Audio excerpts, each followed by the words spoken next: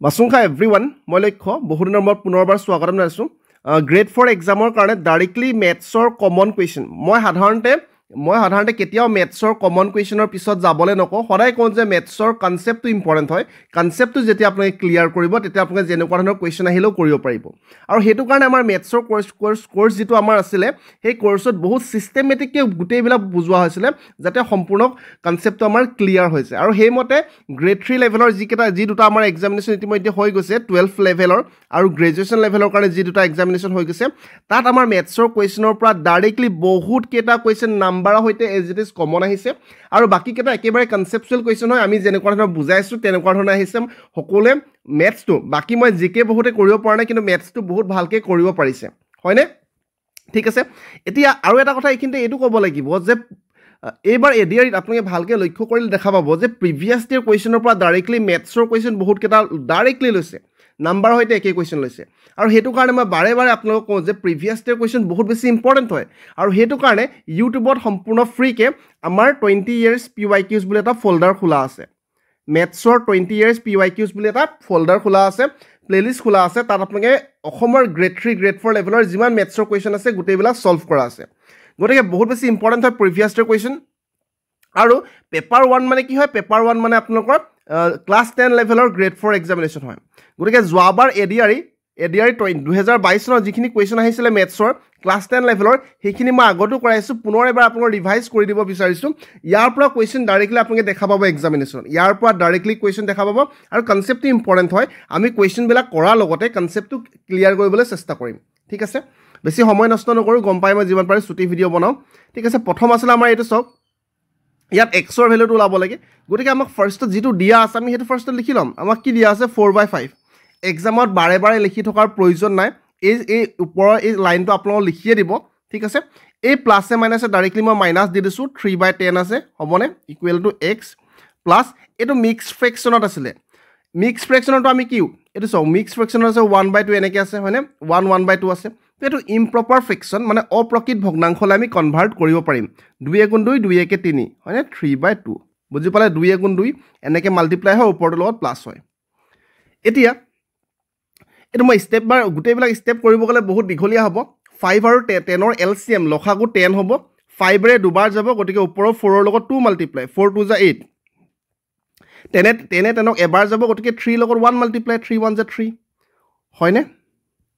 ঠিক আছে মই গুটেই স্টেপ বিলাক কৰি দিছো আপোনালোকে এক্সামত গুটেই স্টেপ বিলাক কৰাৰ প্ৰয়োজন নাই 8 ৰ পৰা 3 গলে 5 মানে কি থাকিলে 5/10 থাকিলে মাইনাস এ প্লাস 2 আহিলে মাইনাস হ'ব 3/2 হল ইকুৱেল টু x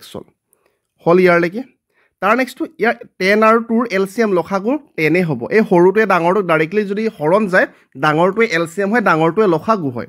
ঠিক আছে 10 ক এবাৰ যাব গতিকে 5 থাকিলে 2 ৰে 10 ক 5 বাৰ যাব গতিকে ওপৰত 3 লগত 5 মাল্টিপ্লাই মানে 15 হৈ গল হল ইয়াৰ লৈকে তাৰ নেক্সট আমাৰ কি থাকিলে তাৰ নেক্সট আমাৰ এটো থাকিলে যে কি থাকিব প্লাস মাইনাস মাইনাস 15 পৰা 5 গুছি গলে 10 থাকিব হয়নে মাইনাস আছে মাইনাস হ'ব ঠিক আছে তাৰ মানে 10 ক এবাৰ যাব তাৰ মানে x - -1 হয় অপচন সি টো কাৰেক্ট আনসাৰ ঠিক আছে গুটে স্টেপ বাই স্টেপ মই কৰিলো হেতু কাৰণে অলপমান দীঘলীয়া হল অলপমান শৰ্টটো কৰিব পাৰিব স্টেপ বিলাক স্কিপো কৰিব পাৰিব কিবা কনফিউজন লাগিছে এবাৰ ৰিপিট কৰি চাওক নৰমালি মই দুবাৰ কি বুজাও কিন্তু এটো বেছি দীঘল মই কৰিব বিচৰা নাই তাৰ next the circumferential length of a circle of radius 7 cm used to construct a square গতিকে এটো ইম্পৰ্টেন্ট হয় এনেকুৱা ধৰণৰ কোৱেশ্চন বিলাক ইম্পৰ্টেন্ট হয় গতিকে কনসেপ্টটো বুজিবলৈ চেষ্টা কৰিব আমাক কি কৈছে 7 cm ব্যাসাৰ্ধৰ এটা বৃত্ত আছে ঠিক আছে মই এটা আঁকি লৈছো এনেকে এটা আমাৰ ওচৰত বৃত্ত আছিল হবনে এনেকে আমাক সাৰ্কেল এটা আছিল ইয়াৰ ৰেডিয়াসটো আমাক কিমান দিয়া আছে এই ৰেডিয়াসটো আমাক দিয়া আছে 7 cm হ'ব ইয়াৰ লৈকে এতিয়া কি কৈছে 7 cm ব্যাসাৰ্ধৰ এটা বৃত্তৰ পৰিসীমাৰ দৈৰ্ঘ্যক এটা বৰ্গক্ষেত্ৰলৈ কনভাৰ্ট কৰিব দিছে গতিকে এই যোনটো সাৰ্কেল আছিল এই সাৰ্কেলটো বৰ্তমান সাৰ্কেলটো খুলি পিনি বৰ্তমান এনেকে স্কয়াৰ এটা বনাব দিছে আমাক এটা স্কয়াৰ বনাব দিছে ঠিক আছে স্কয়াৰ বনাব দিছে এতিয়া বৰ্গক্ষেত্ৰটো বাহু এই বাহুটো কিমান হ'ব এটো ওলাব দিছে ঠিক আছে তো এটা কথা আপোনালোকে সদায় মই বাৰে বাৰে চিঞৰি কৈ থাকো যে আপোনালোকৰ যেতিয়া বাউণ্ডাৰী কথা আহিব আমি এই স্কয়াৰৰ পৰা এই বৰ্গটো কেনেকৈ বনাব পাৰিম কাৰণ এই বাউণ্ডাৰী এই চাৰি সীমাটো খুলি পিনি বনাব পাৰিম এই চাৰি সীমা সমান হ'ব নহয় মোক কওক ইয়াৰ পৰা যদি মই স্টাৰ্ট কৰো ইয়াৰ পৰা এই গুটে লেন্থটো আৰু এই গুটে লেন্থটো সমান হ'ব কাৰণ এই চাৰ্কেলটোকে আমি ইয়ালৈ কনভাৰ্ট কৰিছোঁ হয়নে আৰু যেতিয়াই বাউণ্ডাৰী কথা আহিব যেতিয়াই এই চাৰিসীমাৰ কথা আহিব সদায় আমি চাৰ্কামফাৰেঞ্চ ওলাম হয়নে বা আমি পেৰিমিটাৰ ওলাম দুটা একেই বস্তু হয় চাৰ্কুলৰ ক্ষেত্ৰত চাৰ্কামফাৰেঞ্চ গতিকে আমি চাৰ্কামফাৰেঞ্চটো ওলাম ফাৰ্ষ্টত চাৰ্কামফাৰেঞ্চটো কি হ'ব আমাৰ পৰিসীমাটো কি হ'ব আমাৰ বা পৰিধি কিমান হ'ব টুৱাইচ পাই আৰ হ'ল ফৰ্মুলা গতিকে 2 ইনটু পাই মানে আমাক কিমান 22/7 দিয়াই আছে বা আমি গম পাম আৰু ৰেডিয়াছটো আমাক 7 দিয়া আছে গতিকে 7 কেনচেল তাৰ মানে চাৰ্কামফাৰেঞ্চটো 44 পালোঁ ঠিক আছে ইয়াৰ চাৰ্কামফাৰেঞ্চটো 44 মানে ইয়াৰ পেৰিমিটাৰটো 44 হ'ব ইয়াৰ পৰিসীমা 44 হ'ব কাৰণ একেটাই লেন্থ হয় চাৰ্কামফাৰেঞ্চ মানে কি এই চাৰিসীমাটো হ'ব ভালকৈ পুনৰবাৰ শুনক চাওক কথাটো কনচেপ্টটো ইম্পৰ্টেণ্ট হয় আনচাৰটো যেনেকৈ হ'লেও ওলাব পাৰিব আনচাৰটো মুখস্থ নকৰিব কনচেপ্টটো ইম্পৰ্টেণ্ট হয় যে চাৰ্কামফাৰেঞ্চ মানে কি চাৰ্কামফাৰেঞ্চ মানে এই চাৰিসীমাটো হয় এই চাৰিসীমাটো চাওক এই চাৰিসীমাটো আৰু সেই চাৰিসীমাটো ইয়াতো আমি একেটাকে ইউজ কৰিছোঁ এই চাৰিসীমাটো হয়নে এই ৰছীডালকে ইউজ কৰিছোঁ এইটো যদি আপুনি ৰছী বুলি ভাবে বৰ্তমান এইটো ৰছীটোক আমি কি কৰিলোঁ স্কোৱাৰ বনাই দিলোঁ তো ইয়াত সেইটো পেৰিমিটাৰ হৈ যাব হয়নে পেৰিমিটাৰ মানে পৰিসীমা হৈ যাব গতিকে পেৰিমিটাৰ অফ স্কোৱাৰ হৈ যাব 44 তো স্কোৱাৰৰ পেৰিমিটাৰ কেনেকৈ হ'ল আমি 4 ইনটু এ গোটেইবিলাক এ হয়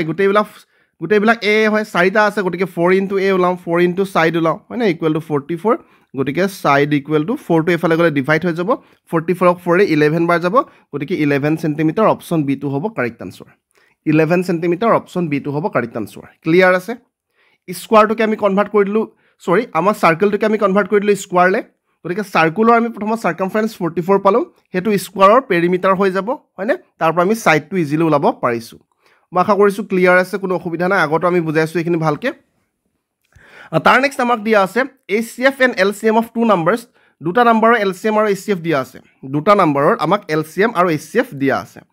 if one of the number is 2 to the power 7 আৰু এটা সংখ্যা আমাক দিয়া আছে তো আমি কি গম পাওঁ আনটো সংখ্যা ওলাব লাগে আমি এটা কথা গম পাওঁ যে দুটা সংখ্যা পূৰণফল এটা সংখ্যা আমি x বুলি ধৰোঁ আনটো সংখ্যা আমাক 2 to the power 7 দিয়া আছে দুটা সংখ্যাৰ পূৰণফল equal to LCM into HCF সেইটো আমি গম পাওঁ হয়নে তো ইয়াত HCFটো আমাক ইয়াত কি দিয়া আছে গসাগু LCMটো আমাক কিমান দিয়া আছে 2 to the power 5 into 7 to the power 3 দিয়া আছে আৰু HCFটো আমাক দিয়া আছে 2 to the power 5 ক্লিয়াৰ আছে এইটোৱে আমাক দিয়া আছে হয়নে নহয় মোক কওক সংখ্যা দুটাৰ পূৰণফল equal to LCM into HCF লসাগু ইনটু গসাগু এইটো আমি গম পাওঁ ফৰ্মুলা হয় এতিয়া আমি ইয়াৰ পৰা xৰ ভেলুটো ওলাব নোৱাৰিম নেকি ইজিলি পাৰিম কি আছে আমাৰ এই বেছ দুটা সমান থাকিলে পাৱাৰটো প্লাছ হৈ যায় গতিকে 2 to the power 5 + 5 মানে 10 হৈ গ'ল ইনটু 7 to the power 3 হৈ গ'ল এই মাল্টিপ্লাইটো এইফালে আহিলে ডিভাইড হৈ যাব 2 to the power 7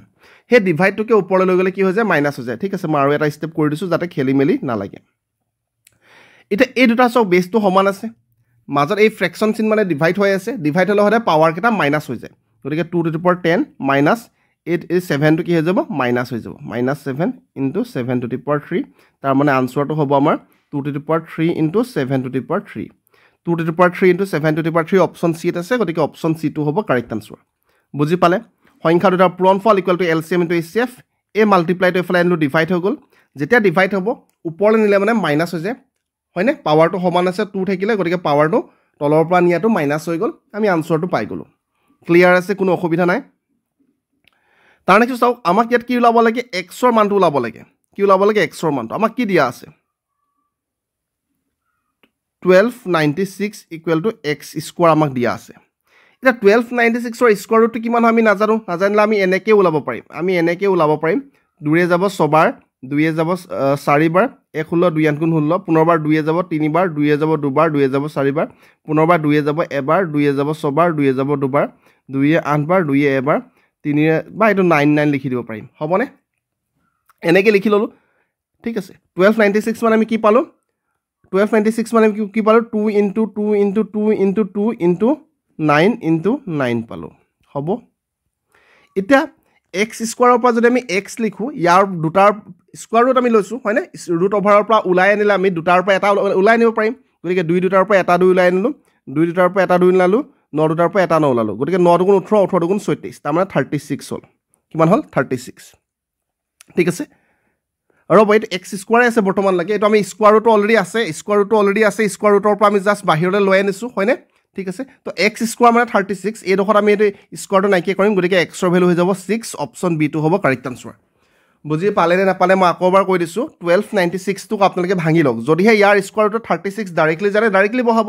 যদি নাজানে 1296ক ভাঙি ল'লে এতিয়া যেতিয়া ৰুট অভাৰ চিম্বল থাকিব তাৰ বাহিৰলৈ ওলাই আনিব হ'লে আমাক এই যোৰা দুটাৰ পৰা এটা লৈ আনিব পাৰিম এই যোৰা দুটাৰ পৰা এটা এই যোৰা দুটাৰ পৰা এটা গতিকে 36 হৈ যাব x স্কোৱাৰ মানে 36 হয় গতিকে x মানে কি হ'ব স্কোৱাৰ ৰুট ল'লে 36 ৰ স্কোৱাৰ ৰুটটো 6 হৈ যাব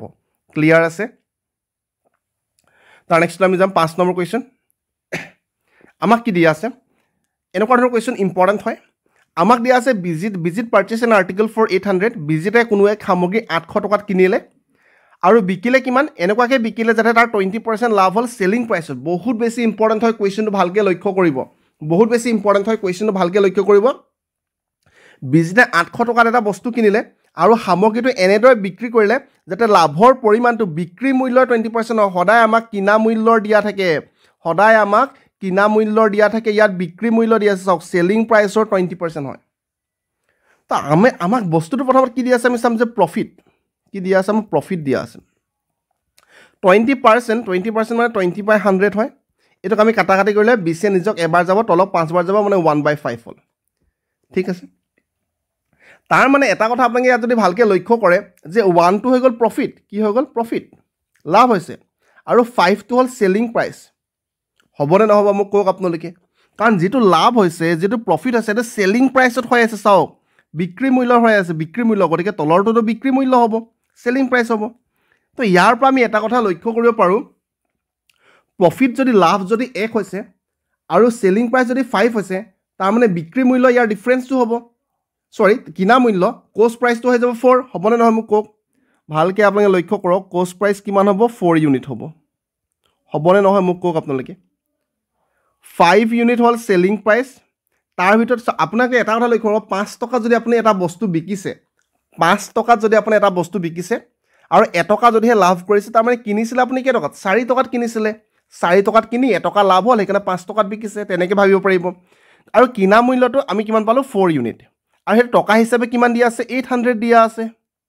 তো 1 ইউনিটৰ ভেলুটো ওলাব নাই ইউনিটাৰী মেথড আপোনাৰ মনত পৰিছেনে কমিলে আমি কৰি দিওঁ ডিভাইড আমাক ওলাব লাগে কি আমাৰ বিক্ৰী মূল্য ওলাব লাগে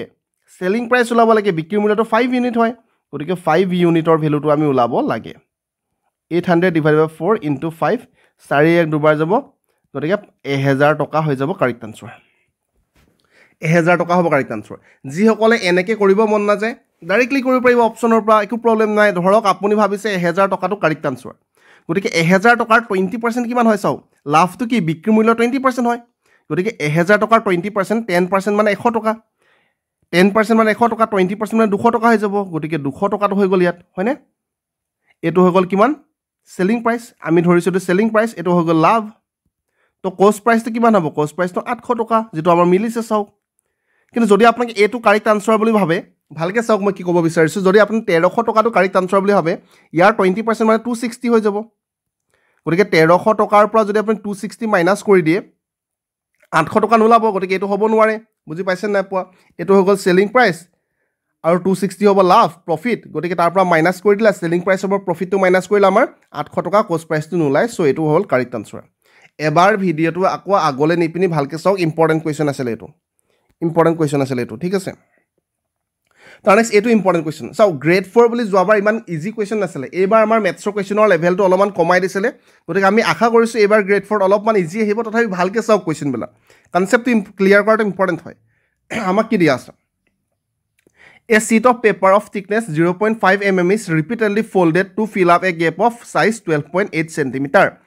0.5 millimeter বেদৰ কাগজৰ शीट এখন একাধিকবাৰ ভাঁজ কৰি 12.8 cm আকাৰৰ এটা ছিদ্ৰক ঠিলা মাৰিবলৈ ব্যৱহাৰ কৰা হয় সো গেপ এটা আছে ধৰক এনেকৈ এটা গেপ এটা আছে কি আছে ওপৰত কিবা এটা বস্তু আছে আৰু মাটিটো ধৰক অলপমান এনেকৈ দ আছে গতিকে ধৰক গেপ এটা ফিল হয় নহয় এই গেপটো আমি কেনেকৈ বন্ধ কৰোঁ কিবা এটা বস্তু ভৰাই বন্ধ কৰোঁ বা ডাঠ কাগজ এখন আমি বাৰে বাৰে ভাঁজ কৰি থাকোঁ এনেকৈ ভাঁজ কৰি এই গেপটো ফিল আপ কৰোঁ তো একেই কথা কৈছে আমাক এখন কাগজ আছিলে কাগজৰ থিকনেছটো আমাক দিয়া আছে কিমানেই শকত সেইটো আমাক দিয়া আছে থিকনেছটো আমাক কিমান দিয়া আছে 0.5 mm এইটো বাৰে বাৰে ভাঁজ কৰিব দিছে এনেকৈ বাৰে বাৰে ভাঁজ কৰিব দিছে ভাঁজ কৰি পিনি 12.8 cm এতিয়া 12.8 cmটো আমি মিলিমিটাৰলৈ কনভাৰ্ট কৰিলে 10ৰে মাল্টিপ্লাই কৰিব পাৰিম 10ৰে মাল্টিপ্লাই কৰিলে 128 পইণ্টটো কেনচেল গতিকে 128 mm গতিকে 128 mmৰ গেপটো আমি বন্ধ কৰিব লাগে ঠিক আছে ইয়াৰলৈকে বুজিলে তো প্ৰথম যেটো আমাৰ ফোল্ড হ'ব এক্সামত ইমান লিখি থাকিব নালাগে মই বুজাবৰ কাৰণে লিখিছোঁ প্ৰথম যেটো আমি ভাজ কৰিম আমাক কিমান আছিল 0.5 mm আছিল তাক আমি ভাজ কৰি দিয়া লগে 0.5 mm দুটা হৈ যাব গতিকে 0.5 mm * 2 আপুনি কাগজ এখন লোক লাগিলে ভাজ কৰি চাওক 0.5 mm এটা ফালে 0.5 mm এনেকে ভাজ কৰি দিয়া লগে এটো 0.5 এটো 0.5 গতিকে 0.5 * 2 আমি লিখিব পাৰিম বুজি পালে আপোনালোকে ঠিক তেনেদৰে সেকেন্ড যেটো ফোল্ড হ'ব সেকেন্ড ফোল্ডত অলৰেডি আমাৰ এটো আমাৰ এটা বৰ্তমান এটো আমাৰ বেস হৈ গল বুজি পাইছে না প এনেকে ভাজ কৰি এই দুটা লক লাগি একেলগে হৈ গল এটো বৰ্তমান একেলগ হৈ গল হলনে এটা আমাৰ থিকনেসটো আমাৰ ইমানটো মান হৈ গল থিকনেসটো আমাৰ ইমানটো মান হৈ গল গতিকে 0.5 * 2 তাক আকৌ ভাজ কৰি দিয়া আৰু এটা আমি 2 লিখিম বুজি পাইছে না প আপোনালোকে প্ৰথমত আমাৰ থিকনেসটো আছিল 0.5 তাক ভাজ কৰি দিয়া লগে এনেকে কৰি আপোনালোকে ভাজ কৰি দিলে 0.5 দুটা পালে গতিকে 0.5 * 2 লিখিলে এতিয়া এটো হৈ গল আমাৰ বৰ্তমান বেস এটো হৈ গল বেস তাৰ মানে এটো হৈ গল ইমানটো মান তাক ইয়াক আকৌ মাজত এনেকে ভাজ কৰিম হয়নে বুজি পাইছে না পোৱা এনেকে আছে নহয় ইয়াক আকৌ এনেকে ভাজ কৰি দিম আমি হয়নে গতিকে এইটো যিমান আছে হেতু লিখিলো ভাজ কৰি দিয়া মানে এনেকুৱা দুটা আহি যাব গতিকে 2 ৰে মাল্টিপ্লাই কৰিছো বুজি পাইছে আপোনালোকে তাৰ নেক্সট আকৌ এটো হৈ গল বেস আমাৰ ইয়াক ভাজ কৰি দিয়া লগে আকৌ এনেকুৱা দুটা আহি যাব তাৰ মানে 2 * আকৌ 2 হৈ যাব মানে 2 স্কয়াৰ হৈ গল * 0.5 * 2 এটো হৈ গল থাৰ্ড ফোল্ডটো বুজি পাইছে না এনেকুৱা আমি কিমানটা ভাজ কৰিব লাগিব আমি কম এনেকুৱা 2 টু দি পাৱাৰ n টা ভাজ কৰিব লাগিব কিমানটা n টা ভাজ কৰিব লাগিব 2 টু দি পাৱাৰ কিমানটা n টা ভাজ কৰিব বা আপোনালোকে ইয়াতে এটা কথা লক্ষ্য কৰিব পাৰে 2 * 2 মানে কিমান 2 স্কয়াৰ হৈ গল সো 2 স্কয়াৰ * কিমানটা আসলে প্ৰথম থিকনেসটো 0.5 আছিল তাৰ মানে আমি এনেকুৱা কিমানটা ভাজ কৰিব লাগিব আমি কম এনেকুৱা n টা ভাজ কৰিব লাগিব 2 টু দি পাৱাৰ n * কিমান আছিল থিকনেসটো প্ৰথম 0.5 আছিল ইকুৱেল টু আমি কিমান কৰিব লাগে কিমান গেপটো আমাৰ কিমান আছে 128 mm তো এক্সামত এই গুটে লাইন বিলাক স্কিপ কৰিব পাৰিব মই বুজাবৰ কাৰণে ইমান গুটে লাইনটো কলো এক্সামত ডাইৰেক্টলি এই লাইনৰ পৰা ষ্টাৰ্ট কৰিব পাৰিব যে আমাক কিমান থিকনেসটো আছিল 0.5 ৰ থিকনেস আমি কিমানটা ভাজ কৰিব লাগে প্ৰথম ভাজটো আমি দুবাৰ কৰিব লাগিব ভাজ কৰিলে 2 আহি গল এনেকুৱা আমি n টা কৰিম গতিকে ওপৰত n আহিছে আৰু ইকুৱেল টু আমাৰ গেপটো আছে 128 mm এই 0.5 টো মাল্টিপ্লাই টু এফালে আহিলে কি হৈ যাব ডিভাইড হৈ যাব পইণ্টটো অতৰাইলে কি হ'ব ওপৰত 0 এটা গুছি যাবনে ঠিক আছে বা ইয়াত ডাইৰেক্টলি 0 বহাই দিব পাৰিব 2 to the power n equal to 5 ৰে কিমান বাৰ যাব 5 এ যাব 5 দুগুণ 10 1 18 5 3 গুণ 15 3 0 5 6 গুণ 30 কিবা ভুল হল নেকি বৰ 5 দুগুণ 10 3 38 হ'ব আসলতে 28 হ'ব 5 5 গুণ হ'ব 256 হ'ব ঠিক আছে তো এটা চাওক 2 টু দি পাৱাৰ n 256 মানে কি 2 টু দি পাৱাৰ 8 256 ক আপোনালোকে এনেকে 2 ৰে ভাঙি চাব পাৰিব ভাঙিলে দেখা পাব যে 2 8টা মাল্টিপ্লাই হৈছে গতিকে বেস দুটা যদি ইকুৱেল হয় ওপৰৰ পাৱাৰ দুটা ইকুৱেল হৈ যায় মানে n ইকুৱেল কিমান হ'ব 8 হৈ যাব n ইকুৱেল টু 8 অপচন আছে নেকি অপচন সি টো হ'ব কাৰেক্ট আনসাৰ অলপমান টাইম ললো মই এটো কৰিবলে কিন্তু আপোনালোকে এক্সামত কৰিবলে টাইম লব নালাগে এই দখৰতে আমাৰ আপোনালোকৰ আনসাৰটো ওলাই যাব ঠিক আছে তাৰ নেক্সট চাও 7 নম্বৰ কোৱেশ্চন 7 নম্বৰ কোৱেশ্চনটো চাও ভালকে আমাক কি দি আছে এ rectangle has 15 cm as its length and 150 cm square as its area এটা আয়ত ক্ষেত্ৰৰ দিশটো আমাক দিয়া আছে 15 cm আমাক কালিটো দিয়া আছে তো আমি এৰিয়া কেনেকৈ ওলাও length into bread equal to area হয় আমাৰ দিশ ইনটু প্ৰস্থ ইকুৱেল টু আমাৰ কালি হয় আমাক দিশ দিয়া আছে 15 আমাৰ ব্ৰেডটো আমি নাজানো এৰিয়াটো আমাক দিয়া আছে 150 ইয়াৰ পৰা আমি ব্ৰেডটো ওলাই যাব 15 টো এফালে গলে ডিভাইড হ'ব মানে 10 cm লেন্থ টু 15 cm ভিতৰৰ এৰিয়াটো 150 cm স্কয়াৰ গতিকে ব্ৰেডটো 10 এ হ'ব বা ডাইৰেক্টলি এইবিলাক নকৰাকে ডাইৰেক্টলি ওলাই আছে এটো যদি লেন্থটো যদি 15 হয় এটো 10 হ'বই লাগিব যেতিয়া দুটা মাল্টিপ্লাই হয় এৰিয়াটো 150 হ'ব বা কৰিও চাব পাৰে কোনো অসুবিধা নাই এতিয়া আমাক কৈছে area is increase to 1/3 times গতিকে এৰিয়াটো বঢ়াই দিব কৈছে বৰ্তমান কি কৰিব দিছে এৰিয়াটো বঢ়াই দিব কৈছে ঠিক আছে আৰু আমাক এটা কথা কৈছে যে if the area is increase ইমান টাইমছ অৰিজিনেল এৰিয়া বাই ইনক্ৰিজিং লেন্থ অনলি কেৱল দিঘৰ বৃদ্ধি অকল দিশটোহে বঢ়াব দিছে মানে ব্ৰেডটো বৰ্তমান ফিক্স থাকিব ঠিক আছে মই এটা কাম কৰো এটো মই এডোখৰ ক্ষমা কৰিব এই গুটেটোক মই এডোখৰ লৈ গৈছো বৰ্তমান লেন্থটো চেঞ্জ হ'ব গতিকে এল ৰ ভ্যালুটো আমি নাজানো ব্ৰেডটো সেম থাকিব ব্ৰেডটো 10 এ থাকিব ব্ৰেডটো সব কোনো চেঞ্জ কৰিব দিয়া না অকল দিশটোহে চেঞ্জ কৰিব দিছে গতিকে প্ৰস্থটো সমানে থাকিব 10 এ থাকিব আৰু এৰিয়াটো কিমান বাঢ়ি যাব আগত আছিল 150 তাৰ 1/3 মানে 1/3 মানে কি মিক্স ফ্ৰেকশ্যন 3 × 3 3 × 4 4/3 হৈ যাব মিক্স ফ্ৰেকশ্যনৰ পৰা আমি ইম্প্ৰপাৰ ফ্ৰেকশ্যন নিলে 4/3 হৈ গ'ল 3 ইয়াক 5 বাৰ যাব 50 হ'ল তাৰ মানে আমাৰ ইয়াত কি হৈ যাব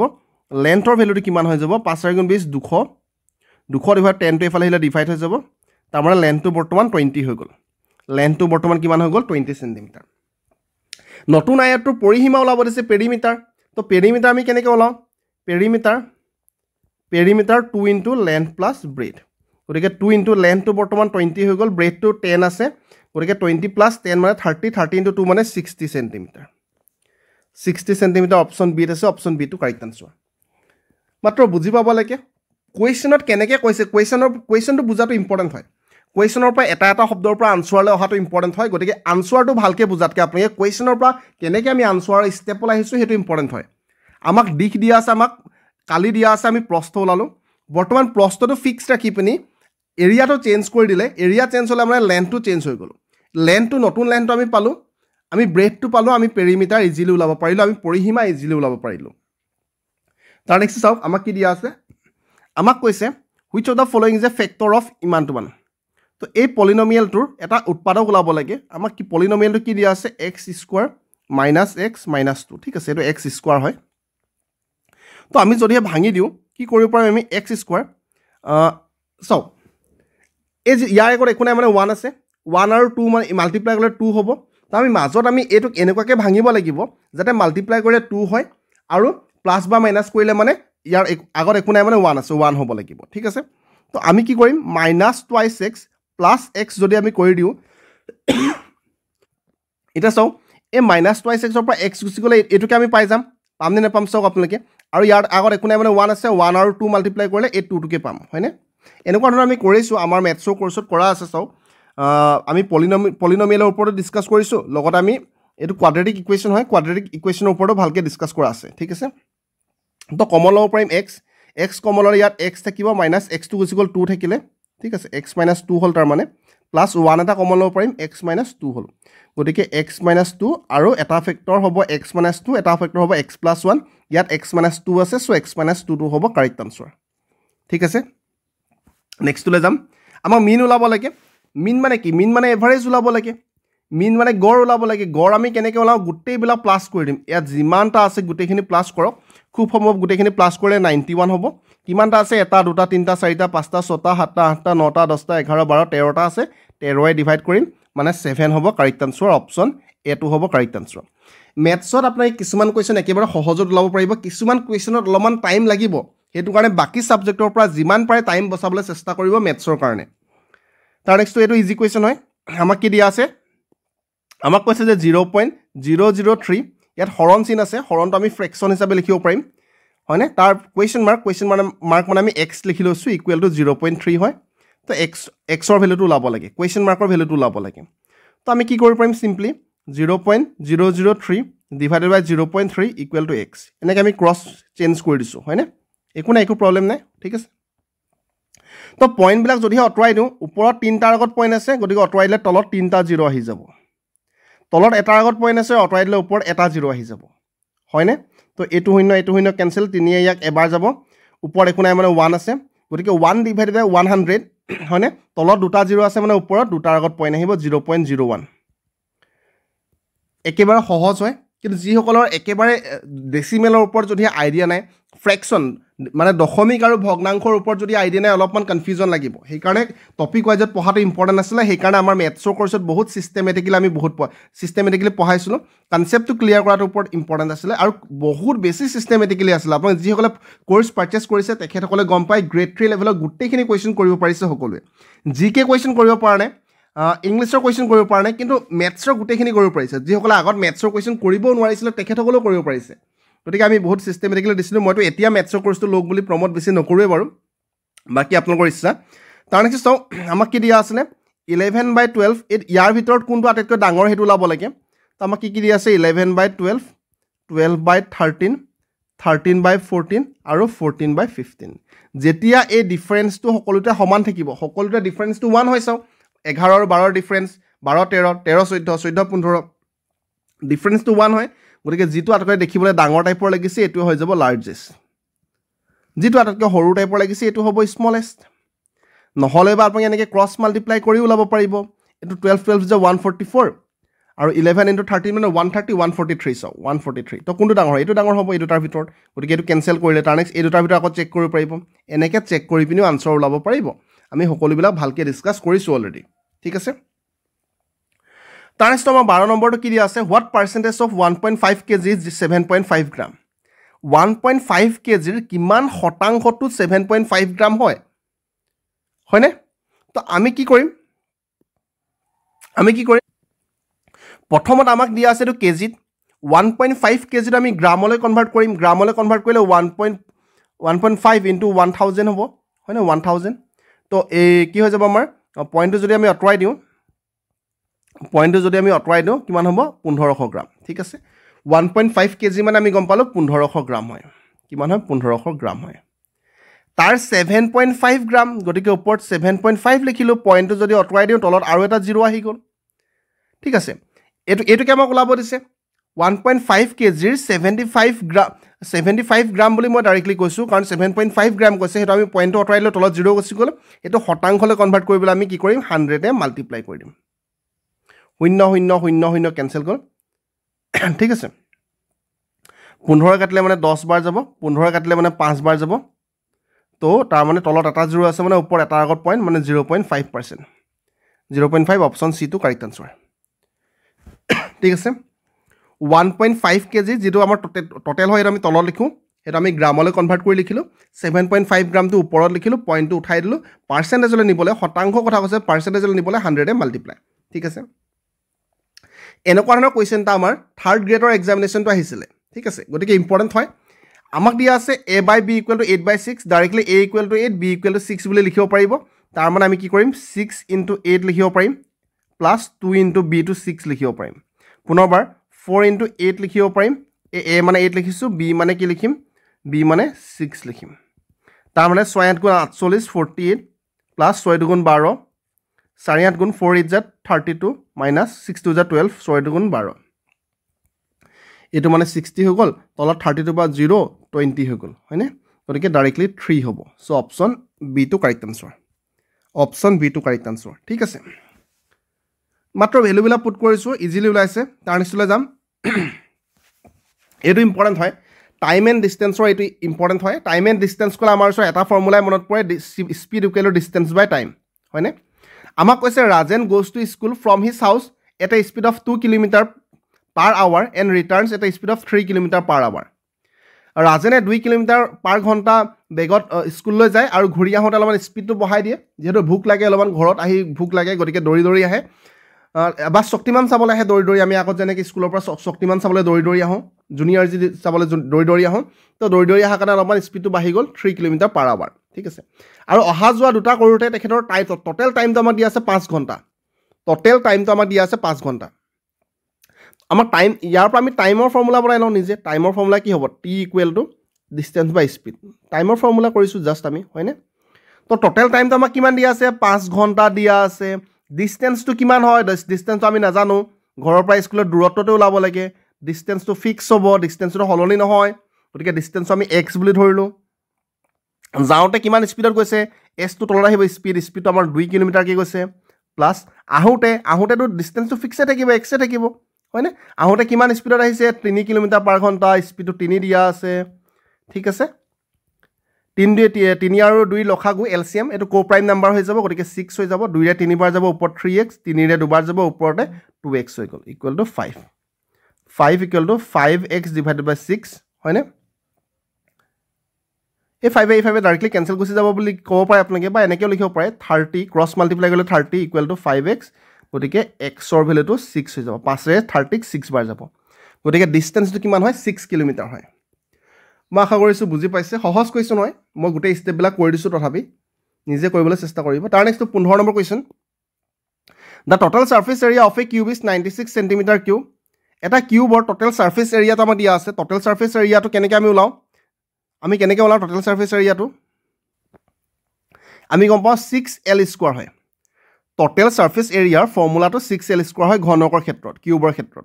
হেতু আমাক কিমান দিয়া আছে টোটাল সাৰফেস এৰিয়াটো 96 দিয়া আছে 96 তো L স্কোৱাৰ মানে 6ৰে 96ক কেইবাৰ যাব 16 বাৰ যাব হয়নে 6 15 90 16 গতিকে L মানে কিমান পালো 4 সেন্টিমিটাৰ তো আয়তন কেনেকৈ ওলাব ভলিউম কেনেকৈ ওলাম আমি L কিউব হয় মানে 4 কিউব হৈ যাব মানে 64 হ'ব তাৰ মানে option D to correct answer ঠিক আছে total surface area 6L square হয় তাৰ পৰা আমি গম পালো যে লেন্থটো আমি 4 পালো লেন্থ 4 পালে ভলিউমটো আমি ইজিলি উলাব পাৰিলো 16 নম্বৰ কোৱেশ্চন আমাক কি দিয়া আছে the ratio of the dia দুটা of two circle দুটা সার্কুলার বৃত্তৰ ব্যাস দিয়া আছে ভালকে লক্ষ্য কৰিব এইখিনতে আপোনালোকে ভুল হৈ যায় বহুতৰ ইয়াত ডায়ামিটাৰটো আমাক দিয়া আছে ব্যাসটো দিয়া আছে ব্যাসাৰ্ধ আমাক দিয়া নাই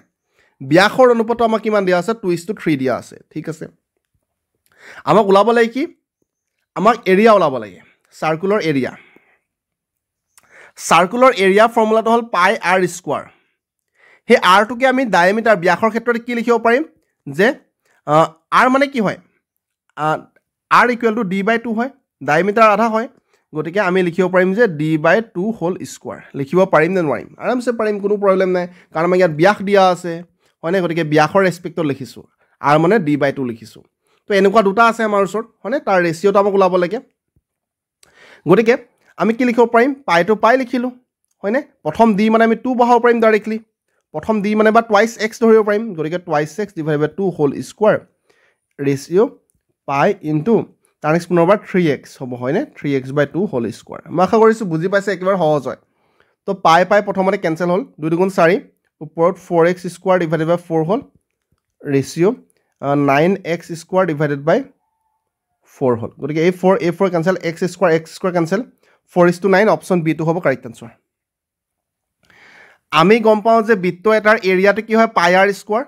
স্কয়াৰটোৰ ডায়ামিটাৰ অৰ্থাৎ ব্যাসৰ ৰেসপেক্টত এটো হৈ গল ফৰ্মুলা তাৰ ৰেশিওটো জাস্ট উলাই দিছো আমাক ডায়ামিটাৰ কেটা অনুপাত কেটা দিয়া আছে ব্যাসৰ ৰেশিও বিলাক দিয়া আছে তাৰ নেক্সট চাওক আমাক কি দিয়া আছে এটো ডাইৰেক্টলি এটা স্টেপত উলাই আসলতে মই সদায় বেসিকটো ক্লিয়াৰ কৰিব সদায় চেষ্টা কৰো আগতে এটো বহুতে মোক কমেন্টত আগত যোৱাবাৰ ভিডিও বনাওতে কৈছিলে যে এইফালে যদি এটো আমাক দিয়া থাকে এটো উলাবলে ডাইৰেক্টলি এটো 4 স্কয়াৰ - 2 কৰি দিলো হয় তাৰ মানে 16 - 2 মানে 14 টো কাৰেক্ট আনসাৰ 2 সেকেন্ডত কিন্তু এটো কৰা আগতে এটো কিয় কৰিলো হেতু জনাটো ইম্পৰ্টেন্ট হয় কিয় কৰিলো কাৰণ এইফালে আমি ইয়াকু স্কয়াৰ কৰি দিলো এটো a + b হোল স্কয়াৰ হৈ গল a + b হোল স্কয়াৰ মানে a square + b square plus twice ab twice a মানে x b মানে 1/x = 4 স্কয়াৰ মানে 16 হয়নে তো এটো কেনসেল গুছি গল তো x square plus 1/x square equal to 16 a plus টো এফালে গলে মাইনাস হ'ব -2 ইকুৱেল টু 14 এটো হৈছে আসলতে কাৰেক্ট ইয়াৰ আগত এটা স্টেপত যেটো আমি কৰিলো হেতু হল ট্ৰিক হয় গতিকে ট্ৰিকতকে ইম্পৰ্টেন্ট হয় কনসেপ্টটো ক্লিয়াৰ কৰা গতিকে এনেকে নৰমাল মেথডত কৰিলো খুব বেছি 20 সেকেন্ডে লাগিব তাতকে বেছি না লাগে ঠিক আছে তাৰ নেক্সট চাও আমাক কি দিয়া আছে 18 number question the area of an equilateral triangle আমাক সাইডটো দিয়া আছে 12 সেন্টিমিটাৰ ইকুইলেটাৰাল ট্ৰায়াঙ্গুলাৰ ফৰ্মুলাটো হল √3/4a স্কয়াৰ এই ফৰ্মুলাটো যি হল মনত না থাকে আমি ইকুইলেটাৰাল ট্ৰায়াঙ্গুলাৰ পৰা উলাই লব পাৰিম নিজে এবাৰ উলাই লওক মই আগতো কৰি দিছো মই আগত কৰিছো এটো a ভাবক ইয়াৰ পৰা আমি ফৰ্মুলা উলাব পাৰিম আমি নরমালি কি half into base into height এটো হল ট্রায়াঙ্গুলার ফর্মুলা ইয়াৰ পৰা ইকুইলেটাৰালৰ কাৰণে আমি ফৰ্মুলাটো নিজে বনাই লব পাৰো আপোনালোকে নিজে ট্ৰাই কৰক মই আগতো এটো শিকাইছো ঠিক আছে √3/4 a মানে আমাক কিমান দিয়া আছে 12 দিয়া আছে গতিকে 12 * 12 ইয়াক 3 বাৰ যাব গতিকে কিমান হ'ব 36 √3 মানে অপচন ডি টো হ'ব কাৰেক্ট আনসাৰ 12 3 * 36 ঠিক আছে তাৰ নেক্সট চাও আমাক কি দিয়া আছে 19 নম্বৰ কোৱেশ্চন আমাক কি দিয়া আছে আমাক কৈছে Ravi plans to tile his kitchen floor with square tiles ঠিক আছে ৰবিয়ে পাকঘৰৰ মজিয়াটো টাইলসে দিব বিচাৰিছে আপোনালোকে চাকৰি পালে আপোনালোকে লগাব নিজৰ ঘৰ বনাব টাইলস লগাব ঠিক আছে each of the tiles has 10 centimetre টাইলসটো বৰ্গাকৃতিৰ হয় বৰ্গ আকাৰৰ হয় মানে গুটেই বিলাক সবফালে 10 সেন্টিমিটাৰ টাইপৰ হয় দা কিচেন ইজ 2.4 মিটাৰ লং 2.4 মিটাৰটো সেন্টিমিটাৰলে মই কনভাৰ্ট কৰিলো যেহেতু সেন্টিমিটাৰত আমাক বাকি বিলাক দিয়া আছে গতিকে 240 সেন্টিমিটাৰ হল 1.6 মিটাৰ ওয়াইড গতিকে বহলটো 1.6 মিটাৰ প্ৰস্থটো চাও পুতলে নহয় এটো পুতলে হৈ গল এটো প্ৰস্থ হ'ব লাগিছিল এটো প্ৰস্থ হয়নে প্ৰস্থ কিমান 1.6 মিটাৰ মানে 160 সেন্টিমিটাৰ আমি গম পালো যেতিয়া টাইলছৰ কথা আহিব সদায় ভিতৰৰ এৰিয়াটো কথা আহিব সদায় মনত ৰাখিব মই বাৰে বাৰে কওঁ যেতিয়া বাউন্ডাৰী কথা আহিব বাউন্ডাৰী কলে পেৰিমিটাৰ পৰিসীমা বাউণ্ডাৰী কথা আহিলে সদায় পৰিসীমা আপোনালোকে ভাবে যদি এই চাৰিওফালে বাউণ্ডাৰী ৱাল দিম বুলি আপোনালোকে ভাবে যদি চাৰিওফালে ফেন্সিং দিম বুলি তো যেতিয়া বাউণ্ডাৰী কথা আহিব তেতিয়া পেৰিমিটাৰ বা পৰিসীমা আহিব আৰু যেতিয়া ভিতৰৰ কথা আহিব মাটি ফিলাপৰ কথা আহিব টাইলছ লগোৱা কথা আহিব চিলিং লগোৱা কথা আহিব সদায় এৰিয়া আহিব ঠিক আছে গতিকে আমি ফাৰ্ষ্টত এৰিয়া ওলাব লাগিব তো কিটচেনৰ এৰিয়াটো ফাৰ্ষ্টত ওলাম কিটচেনৰ এৰিয়াটো কিমান লেন্থ ইনটু ব্ৰেথ লেন্থটো হ'ল 240 ব্ৰেথটো হ'ল 160 হ'লনে এটা 10 সেন্টিমিটাৰ টাইলছ এনেকুৱা 10 সেন্টিমিটাৰ এনেকুৱা 10 সেন্টিমিটাৰ এনেকৈ 10 সেন্টিমিটাৰ টাইলছ কিমানটা লাগিব সেইটো ওলাব লাগে তো টাইলছৰ এৰিয়া ওলাম টাইলছৰ এৰিয়া 10 ইনটু 10 হ'ব হয়নে সাইড স্কোৱাৰ গতিকে 10 ইনটু 10 মানে 100 হৈ গ'ল 10 ইনটু 10 মানে ডাইৰেক্টলি 100ও লিখিব পাৰিম বা এনেকৈ থ'ব পাৰিব তো কিমানটা লাগিব ক'লে এই টাইলছৰ এৰিয়াক হৰণ কৰি দিম কিমানটা লাগিব হয়নে টাইলছৰ এৰিয়াই কিটচেনৰ এৰিয়াক ডিভাইড কৰি দিওঁ গতিকে 240 এক্সামত ডাইৰেক্টলি এনেকৈ ডিভাইড চিন ইয়াতে দিব পাৰিব মই মাত্ৰ কৰি দেখাইছোঁ এক্সামত ষ্টেপ বাই ষ্টেপ লিখাৰ প্ৰয়োজন নাই 10 ইনটু 10 এইটো 0 এইটো 0 এইটো 0 এইটো 0 কেনচেল 24 ইনটু সৰি 260 আছিলে নে 240 আছিলে 240 ঠিক আছে তো এইটো 24 ইনটু 16 কৰিলে 384 হ'ব কাৰেক্ট আনসাৰ ঠিক আছে অপশ্যন ডি টো হ'ব কাৰেক্ট আনসাৰ বুজি পালে একেবাৰে সহজ হয় তাৰ নেক্সটলৈ যাম 20 নম্বৰ কুৱেশ্যন চাওক এজন মানুহে এ মেন পাৰ্চেজ এ ফেন যাৰ MRP টো আছিলে 2000 এজন মানুহে 2000 ছপা মূল্যৰ এখন ফেন কিনিলে গৰমৰ কাৰণে আৰু তেখেতৰ পৰ্যায়ক্ৰমে ৰেহাই দিলে দোকানীবিলাক বহুত টেঙৰ হয় ডাইৰেক্টলি 30% ডিছকাউণ্ট নিদিয়ে 30% ডিছকাউণ্ট দি নিদিয়ে সাকসেসিভ ডিছকাউণ্ট দিয়ে মানে ডিছকাউণ্ট এটাৰ পিছত এটা দিয়ে বুজি পালে মানে প্ৰথমত 2000 টকা আছিলে তাৰ 20% ডিছকাউণ্ট -20% কৰে -20% 10% মানে 200 যিকোনো নাম্বাৰৰ 10% ক'লে লাষ্টৰ এটা সংখ্যাৰ আগত পইণ্ট দিব শূন্য কেনচেল হয়নে 10% মানে 200 20% মানে 400 আৰু 2000ৰ পৰা 400 যদি গুচি যায় তাৰ মানে এইটো 1600 হ'ল 1600 এই 1600 যিটো হ'ল তাৰ পৰা আকৌ 10% ৰেহাই দিয়ে আকৌ এক্সট্ৰাকে আকৌ 10% পৰ্যায়ক্ৰমে ইয়াৰহে 10% গতিকে ইয়াৰ 10% ক'লে 160 হ'ব গতিকে 160 যদি মাইনাছ কৰি দিয়ে কিমান হ'ব 0 4 5 পৰা গ'লে 4 1440 টকা বুজি পালে ডাইৰেক্টলি যদি দোকানীজনে 30% ডিছকাউণ্ট দি দিয়া হেঁতেন 2000ৰ 30% মানে কিমান 600 মাইনাছ কৰিলে 1400ত তেখেতে বিকিবলগীয়া হ'লহেঁতেন কিন্তু বৰ্তমান তেখেতে বিকিছে 1440তে দেখা পাইছে কেনেকৈ লাভ হয় সাকসেসিভ ডিছকাউণ্ট বা পৰ্যায়ক্ৰমে ৰেহাই দিলে দোকানীৰ বহুত লাভ হয় দোকানী কেতিয়াও ডাইৰেক্টলি এই দুটা মিলাই পিনি 30% ডিছকাউণ্ট নিদিয়ে দোকানে পৰ্যায়ক্ৰমে ডিছকাউণ্ট দিব প্ৰথমত ক'ব 20% দিলোঁ আকৌ ক'ব 10% দিলোঁ তাৰপৰা আপুনি ভাবিব আপোনাৰ 30% ডিছকাউণ্ট দিলে কিন্তু আপোনাৰ 30% ডিছকাউণ্ট প্ৰকৃততে দিয়া নাই ঠিক আছে এইটো আছিল আমাৰ সিম্পলিফিকেশ্যনৰ পৰা বডমাছ ফৰ্মুলা এপ্লাই কৰি পিনি কৰিছিলে হয়নে মই আগতেকে কৰি লৈছোঁ কাৰণ বহুত টাইম লাগিব নহ'লে তো বডমাছ মানে ফাৰ্ষ্টৰ ব্ৰেকেট কৰিব লাগে ব্ৰেকেটৰ এইটো হ'ল ফাৰ্ষ্ট ব্ৰেকেট এইটো হ'ল ছেকেণ্ড ব্ৰেকেট এইটো হ'ল থাৰ্ড ব্ৰেকেট ঠিক আছে তাৰ next of division multiplication addition আৰু ছাবট্ৰেকশ্যন ঠিক আছে এতিয়া ফাৰ্ষ্টত আমি ফাৰ্ষ্ট ব্ৰেকেটটো সলভ কৰিম ফাৰ্ষ্ট ব্ৰেকেট ক'ত আছে ইয়াত আছে ফাৰ্ষ্ট ব্ৰেকেট চাওঁ এইটো মাইনাছে +1 হৈ গ'ল ঠিক আছে বুজি পালে আমি একো কৰা নাই মাত্ৰ ফাৰ্ষ্টত এইটো আমাক দিয়াই আছে এইটো আমাক কুৱেশ্যনত দিয়া আছে তো এই মাইনাছে +1 হ'ল ঠিক আছে এক্সামত এনেকুৱা কুৱেশ্যনবিলাক শেষত কৰিব কনফিউজ বহুত বেছি টাইম নিদিব মানে মই সেইটো ক'ব বিচাৰিছোঁ বাকীটো একেই থৈছোঁ ঠিক আছে পুনৰবাৰ ইয়াতো ফাৰ্ষ্ট ব্ৰেকেট যিটো আছিলে এইটো মাইনাছে কি হৈছে +1 হৈছে বাকীটো একেই থৈছোঁ হয়নে দুটা একেটাকে হৈ বাৰু দুইফালে একেটাই দিয়া আছে আমাক বুজি পালে ইয়াৰলৈকে তাৰ নেক্সট আমি কি কৰিম এই 1 আৰু এইটো মাল্টিপ্লাই হৈ যাব 1 আৰু -1 মাল্টিপ্লাই হ'লে -1 হ'ব হয়নে ইয়াতো 1 আৰু -1 মাল্টিপ্লাই হ'ল -1 হ'ল ঠিক আছে ইয়াৰলৈকে বুজি পালোঁ তাৰ নেক্সট ছেকেণ্ড ব্ৰেকেটটো সলভ কৰিম এই মাইনাছে +1 হ'ল এই মাইনাছে +1 হ'ল বুজি পালে তো এই ব্ৰেকেটটো আঁতৰাই দিলে -1 হৈ গ'ল মাইনাছে নাম্বাৰটো প্লাছ হয় চিনটোহে মাইনাছ হয় গতিকে -2 হ'ব কাৰেক্ট আনসাৰ ঠিক আছে নেক্সটলৈ যাব পাৰোঁ এবাৰ নিজে কৰিব স্ক্ৰীনশ্বট লৈ পিনি তাৰ নেক্সট আমাক ডাইচৰ দিয়া আছিলে এই ডাইচ ইজ মাৰ্কড এজ ডাইচটোৰ 1 1 2 2 4 4 তেনেকৈ মাৰ্ক কৰা আছে ডাইচটোত 1 1 2 2 4 4 তেনেকৈ মানে লুডু গুটি 6টা ফেচ থাকে 6টা ছাইড থাকে 6টাতে 1 1 2 2 আৰু 4 4 বুলি মাৰ্ক কৰা আছে ঠিক আছে আমাক কৈছে এটা probability 2 will face up on a single throw' পাখা গুটিটো যদি এবাৰ ওপৰলৈ প্ৰক্ষেপ কৰি দিয়া যায় লুডু গুটি যদি ওপৰলৈ দলিয়াই দিলে আপুনি 2 পোৱাৰ সম্ভাৱিতা কিমান আছে তো 2 কেইটা আছে আপুনি ক'ব 2 দুটা আছে গতিকে 2 দুবাৰ পাব পাৰি প্ৰবেবিলিটি দুটা ওলোৱাৰ সম্ভাৱনা আছে কিমানটাৰ ভিতৰত টোটেল 6টা আছে টোটাল 6টা আছে গতিকে 6 হৈ গ'ল মানে 1/3 হ'ব কাৰেক্ট আনসাৰ অপচন বি টো হ'ব কাৰেক্ট আনসাৰ ঠিক আছে মই আগতে এবাৰ এটো ভুল হৈ গৈছিল চাগে 1/3 হ'ব কাৰেক্ট আনসাৰ তাৰ নেক্সট আমাক এটো এটা দিয়া আছে চাও ইয়াত a b তেনেকে দিয়া আছে আৰু আমাক কৈছে যে a = b হয় a = আমাৰ b বুলি কৈছে আৰু a = 3 বুলি কৈছে a = 3 হলে b = 3 এ হ'ব কাৰণ a আৰু b সমান হয় দুটা তো হেতু কাৰণে আমি কি কৰিছো এটা আগতেকে পাতা আছে চাও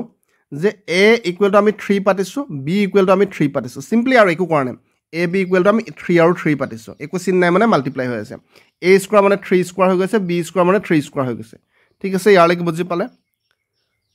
বুজি পালে মাত্ৰ a মানে সকলোতে আমি 3 পাতিছো a আৰু b মানে 3 পাতিছো কাৰণ আমাক কোৱেশ্চনত ডাইৰেক্টলি কৈ দিছে তাৰ নেক্সট ইয়াৰ ওপৰত একো নাই মানে 1 আছে পাৱাৰ বিলাক সৰি বেস বিলাক সমান থাকিলে পাৱাৰটো প্লাস হৈ যায় মানে 3 square to the power square হৈ গ'ল 3 তিনটা আছে মানে 3 কিউব হৈ গ'ল ওপৰত 4 হৈ গ'ল হয়নে 9 * 9 আছে ইনটু এটো স্কয়াৰ আছিল গতিকে বেস দুটা সমান থাকিলে পাৱাৰ দুটা প্লাস হয় মানে 3 to the power 4 into cube হৈ গ'ল ঠিক আছে আৰু স্টেপত কি হ'ব 3 টু দি পাৱাৰ এটো সো 3 হয় এটো স্কয়াৰ নহয় এটো 3 হ'ব মানে 1 + 2 মানে 3 হৈ গ'ল গতিকে 3 এ পাৱাৰ দুটা ওপৰত যদি পাৱাৰৰ ওপৰত পাৱাৰ থাকে মানে পাৱাৰ দুটা মাল্টিপ্লাই হ'ব গতিকে 3 টু দি পাৱাৰ 6 হৈ গ'ল 3 টু দি পাৱাৰ 12 হৈ গ'ল হয়নে 9 মানে আমি 9 টোক আমি 3 ফৰ্মত লিখিব পাৰিম 9 মানে কি আমি এনেকৈ লিখিব পাৰোঁ 9 মানে আমি 3 স্কয়াৰ ইনটু 3 স্কয়াৰ আমাৰ কাটাকাটি কৰিবলৈ সুবিধা হ'ব তো পুনৰবাৰ বেস দুটা সমান হ'লে পাৱাৰ দুটা ওপৰত প্লাস হৈ যায় 3 টু দি পাৱাৰ 4 হৈ গ'ল ইনটু 3 টু দি পাৱাৰ 12 হৈ গ'ল এটো 3 টু দি পাৱাৰ 12 হৈ গ'ল 3 to the power 12 3 to the power 12 cancel গ'ল ইকুৱেল 3 টু দি পাৱাৰ 6 ওপৰলৈ লৈ গ'লে পাৱাৰটো মাইনাস হৈ যাব -4 তাৰ মানে 3 স্কয়াৰ হৈ গ'ল তাৰ মানে 9 হ'ব ঠিক আছে নিশ্চয় বুজি পাইছে বহুত বেছি দীঘল কৰিব নাই বিচাৰ মই নেক্সটলৈ যাওঁ কিবা থাকিলে ৰিপিট কৰিব সিম্পল ইন্টাৰেষ্ট চাই যাব আপোনালোকে কম্পাউণ্ড ইন্টাৰেষ্ট নেচালো সিম্পল ইন্টাৰেষ্ট চাই যাব মনোজ নামৰ এজন ব্যক্তি আছিল তেখেতে 6000 টকা এটা সিম্পল ইন্টাৰেষ্টত 5% বছৰে কৰে পাৰ এনাম 5% বছৰি সৰল সুদত মনোজে 6000 টকা ধাৰলৈ ল'লে এতিয়া এবছৰ কাৰণে ধাৰলৈ লৈছিল কিন্তু তেখেতে কৰবাৰ পৰা পইচা পাই গ'ল গতিকে if he decided to pay the entire amount at the end of 1 month যদি এমাহৰ পিছতে গোটেই টকাটো ঘূৰাই দিব তেখেতে বিচাৰে তো কিমান টকা তেখেতে ঘূৰাই দিব লাগিব হেতু সুধিছে ঠিক আছে তো আমি সিম্পল ইন্টাৰেষ্ট মানে কি গম পাও PNR ডিভাইডেড বাই 100 ঠিক আছে P মানে প্ৰিন্সিপাল মানে 6000 টকা আছিল হয়নে N মানে বছৰটো এবছৰৰ কাৰণে তেখেতে লৈছিল R মানে ৰেট অফ ইন্টাৰেষ্টটো 5 হয় ডিভাইডেড বাই 100 হয় 0 কেনসেল তাৰ মানে 5 6 গুণ 30 মানে 300 টকা এবছৰৰ মূৰত তেখেতে 300 টকা এটা ঘূৰাই দিব লাগিলে হয় কিন্তু এবছৰৰ মূৰতে 300 টকা এমাহত কিমান হ'ব 12 মাহত কিমান 300 টকা দিব লাগে তেখেতে এমাহত কিমান এমাহত কম দিব লাগিব কম দিলে আমি ডিভাইড কৰো ইউনিটাৰী মেথড 12 ডিভাইড কৰিম 12 ডিভাইড কৰিলে কিমান বাৰ যাব 25 বাৰ যাব 12 দুগুণ 24 6 0 5 বাৰ যাব হয়নে গটিকে এমাহৰ মূৰত যদি তেখেতে ঘূৰাই তেখেতে হুড হিচাপে অকল 25 টকাহে দিব লাগে আৰু তেখেতে 6000 টকা আছিল তেখেতৰ মূলধন গটিকে 6000 + 25 মানে 6025 টকা তেখেতে ঘূৰাই দিব লাগিব বুজি পালে এবছৰৰ মূৰত ঘূৰালে তেখেতে 300 টকা 6300 ঘূৰাব লগিয়া হলহেতেন কিন্তু এবছৰৰ মূৰত নহয় তেখেতে এমাহৰ মূৰত ঘূৰাম বুলি কৈছে এমাহৰ মূৰত ঘূৰালে 6025 টকা ঘূৰাব লাগিব আজিৰ লাষ্ট কোৱেশ্চন আমাক কি কৈছে if a is greater than b আৰু a টো 0 তকৈ ডাঙৰ হয় b টো 0 তকৈ ডাঙৰ হয় a টো b তকৈ ডাঙৰ হ'বলৈ হলে আমি ধৰিব পাৰো যে কি আমি কি ধৰিব পাৰো আমি ধৰিব পাৰো a টো ধৰক 4 হয় b টো ধৰক 2 হয় বা a টো 3 হয় যিকোনো ধৰিব পাৰে বা a টো 5 হয় যিকোনো ধৰিব পাৰে আপুনি মই 3 এ ধৰিছো ওচৰতে হ'ব তেতিয়া আমাৰ এটা a মানে আমি 3 যদি লওঁ b মানে যদি 2 লওঁ এটা আমাক কৈছে তলৰ কোনটো শুদ্ধ হ'ব প্ৰথমটো শুদ্ধ হ'ব নেকি a মানে আমি 3 ধৰিছো b মানে আমি 2 ধৰিছো ইয়াৰ আগতে মাইনাস দি দিব কৈছে মাইনাস দিম ইয়াৰ আগতে মাইনাস দিব দিছে মাইনাস দিম আৰু এটো -3 টো লেছ দেন বুলি কৈছে হয়নে নহয় নাম্বাৰ লাইন এটাত নাম্বাৰ লাইন যদি আপোনাৰ একে ইয়াত 0 আছে ইয়াত 1 আছে ইয়াত 2 আছে ইয়াত 3 আছে ইয়াত -1 আছে ইয়াত -2 আছে যিমানে হুফালে গৈ থাকিব আপোনালোকে এইফালে ডাঙৰ হ'ব এইফালে লাৰ্জ হ'ব আৰু এইফালে যিমান যাব হিমানে সৰু হ'ব তাৰ মানে মাইনাসৰ ক্ষেত্ৰত দেখিবলৈ যেটো ডাঙৰ টাইপৰ লাগিছে এটো সৰু হয় -2 টো ডাঙৰ হয় -3 টো সৰু হয় যেটো সত্য হয় গতিকে অপচন এ টো কাৰেক্ট আনসাৰ অপশ্যন এইটো কাৰেক্ট আনচাৰ ইয়াত যদি -3টো গ্ৰেটাৰ দেন -2 কৰে এইটো ভুল হ'ব -3টো ডাঙৰ নহয় -2তকৈ এই নাম্বাৰ লাইন যদি আপোনালোকে আঁকে এনেকৈ ইয়াত 0টো এই 0টো -তকৈ ডাঙৰ হয় তাৰ মানে আপোনাৰ ওচৰত একো টকা নাই মানে আপোনাৰ ওচৰত 0 টকা আছে ঠিকে আছে আপোনাৰ ওচৰত -2 মানে আপোনাৰ ওচৰত ধাৰত আছে ধাৰত থকাতকৈ একেবাৰে নথকাটো ভাল হয় নে বুজি পাইছে নাই পোৱা কি কৈছোঁ গতিকে যিমানে সোঁফালে গৈ থাকিব সিমানে ডাঙৰ নাম্বাৰ হ'ব অপশ্যন এইটো কাৰেক্ট আনচাৰ হয় ঠিক আছে মই আশা কৰিছোঁ সম্পূৰ্ণ ক্লিয়াৰ হৈছে কুৱেশ্যনবিলাক কৰিব পাৰিছে আপোনালোকে লগতে কনচেপ্টটো ক্লিয়াৰ হৈছে বাকী আমাৰ মেথছৰ কোৰ্চটো যিসকলে পাৰ্চেছ কৰিছে ভালকৈ প্ৰেক্টিছ আৰু ৰিভিজন কৰিব যিখিনি আমি দিছোঁ সেইখিনি মোৰ দেন ছাফিচিয়েণ্ট হয় বাকী বহুত বেছি শুভেচ্ছা জ্ঞাপন কৰিছোঁ ধন্যবাদ